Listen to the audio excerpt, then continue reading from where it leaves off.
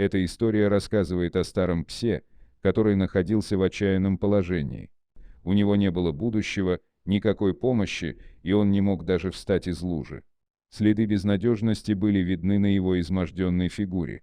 Однако он молча лежал, не желая привлекать внимание к своему страданию. Мы гуляли со своими собаками рядом. Контраст был удивительным. Наши питомцы были ухоженными и блестящими, а рядом лежал этот незнакомый старый пес с глазами, потерявшими свой блеск от боли.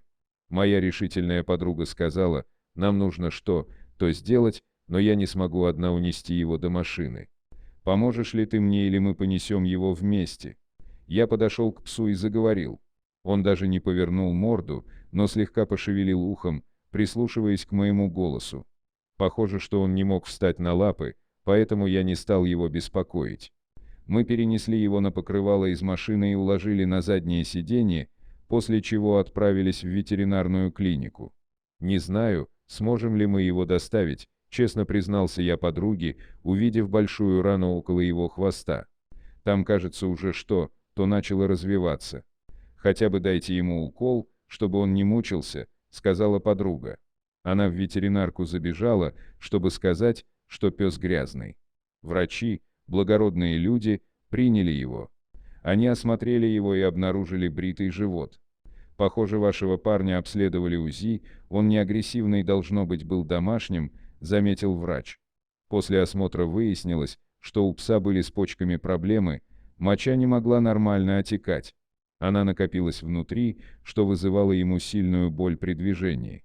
Вероятно, его хозяева выгнали его на улицу, чтобы избежать лечения.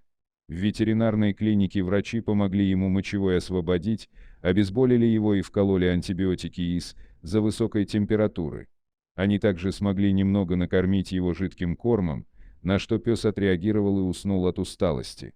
Мы чередовались в уходе за ним, кормили его из шприца, давали пить, ждали, пока он голову поднимет и начнет пить воду самостоятельно.